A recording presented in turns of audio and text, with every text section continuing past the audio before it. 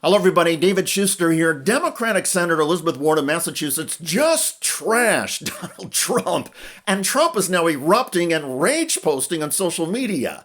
This began when Warren appeared on CNBC and delivered a scathing critique of Trump's stewardship of the economy. Remember, Donald Trump ran for office saying he would lower costs on day one. Cost of groceries are up, cost of housing is up, cost of health care is up. And where is Donald Trump? He's passing a signature bill to throw people off their health care so he can do tax cuts for billionaires. Democrats are the people who say billionaires actually should pay their fair share and that we need to focus on affordability for American families. And that's what we're out there fighting for. Trump then lashed out on his true social media platform with this. In just 6 months, I cut costs, especially energy and taxes, tremendously. Elizabeth Pocahontas Warren on CNBC said costs have gone up. She's just angry that I blew up her terrible presidential campaign. Call her out. That seemed to be a reference to Warren's 2020 presidential campaign, but the Trump claim of blowing it up makes no sense. In 2020, Joe Biden beat Warren for the Democratic presidential nomination. Trump had nothing to do with it. Unless Trump wants to take credit for Biden getting in the race to begin with. Oh, and Joe Biden beat Donald Trump in the 2020 general election. Anyway, Donald Trump added another social media post while Warren was ripping him on CNBC. Elizabeth Warren is a loser. She lies about everything, including the fact that she's an Indian. She's not. She is no Pocahontas. Clearly, Warren struck a nerve. And it's obvious that Donald Trump is sensitive to any negative talk about the economy. Trump recently fired the head of the Bureau of Labor Statistics for reporting his poor job creation numbers.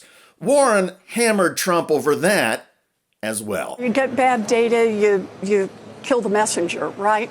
And that's Donald Trump because he thinks he can bend reality. If he can just tell a different story, then everyone will have to believe his story. I think most people have not absorbed just how dangerous it is both to fire the head of the Bureau of Labor Statistics and also then what? To put in some sycophant who's going to give data that makes the president happy?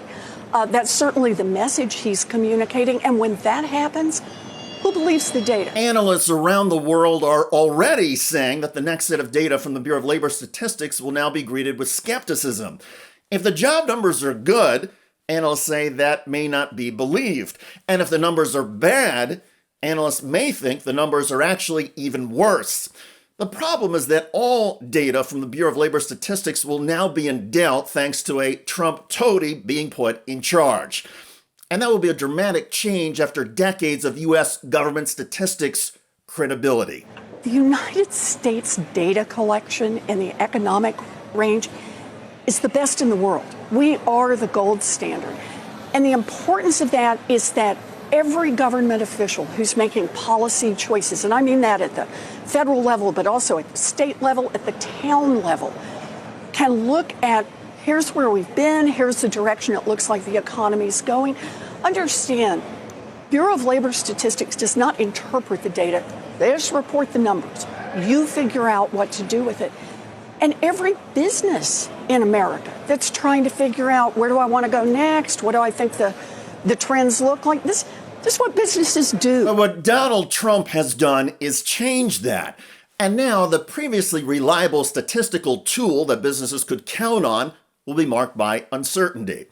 Back on his true social media platform, Trump erupted at Warren yet again, although this time he also took a shot at her CNBC interviewers. Trump wrote, "Ask Pocahontas the real question, CNBC." A CNBC host asked Warren if the data collection methods need to be updated, and Warren said yes, but with a caveat. Improve data collection, but don't call it rigged. Because this is like taking value that the United States has literally spent decades and decades and decades building up, and Donald Trump just strikes a match and sets it on fire. He tells the entire world, don't trust data coming out of the United States. Lord, is that Do you have any expensive. expectation there's something you and the Congress can do about it? Well, this is our problem. I mean, obviously, all you're in the along. minority party, but Well, we have Republicans, in theory, they could just stand up to him, but I say in theory. It's the most spineless bunch of people I've ever seen. Even something that so clearly will hurt their home states, will hurt businesses in their home states. And I don't hear a peep from them saying, back off, we need independent data collection. This woman who has served under Democrats and Republicans, shoot, Marco Rubio, J.D. Vance voted for her when she was confirmed. Very apolitical position. Where are those Republicans? What about the business up? community? To be fair, there are a few Republican senators who have publicly condemned Trump for firing the Bureau of Labor Statistics commissioner. However, Wyoming Senator Cynthia Lummis was very soft-spoken and circumspect in criticizing Donald Trump's move. And North Carolina's Tom Tillis, who spoke out forcefully and said Trump should grow up, well, Tillis is not seeking re-election. So, to Warren's point, the Republican Party is generally looking the other way at Trump's firing of the BLS commissioner, and the GOP seems terrified of crossing or angering Trump on anything. In other words, with Republican lawmakers, nothing has really changed. Still, there are a few GOP lawmakers who have told journalists away from the microphones and off the record that they are glad to see Elizabeth Warren and other Democrats slamming Donald Trump. Many Republicans privately acknowledge that Trump continues to be a wrecking ball to the foundations of the U.S. economy. But now, there is another gaping crack.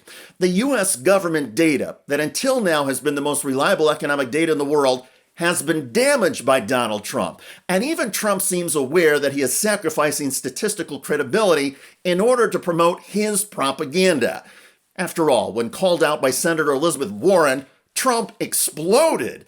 And it underscores that Democrats have found their anti-Trump messaging. Trump only cares about boosting himself and is willing to sacrifice everybody else and everything else to promote his own delusions. By the way, Donald Trump's immigration and customs enforcement agents recently assaulted a teenager who was a U.S. citizen, and now that young man is speaking out. That's not how you arrest people. On the ground. This was the moment Border Patrol and Florida Highway Patrol officers detained a U.S. citizen while conducting immigration enforcement. Kenny Linez, an 18-year-old high school senior, was on his way to work as a landscaper with two other co-workers and his mother, who was driving. I got rights to talk, bro. You got no right here. I do. Check out that video at the link below. I'm David Shuster. Thanks for joining us. Hello everybody, David Shuster here. Thanks for watching. If you found this reporting and commentary valuable, do us a favor and tap the like button. For more content like this, hit the subscribe button and ring the bell. That way you'll be notified on your YouTube homepage when we drop a new video. If you are tired of corporate spin and want honest, people-focused news, click the join button below and be part of the fight for a better future. We wouldn't be here without your support. Stay informed. Stay engaged, and thanks again for joining us.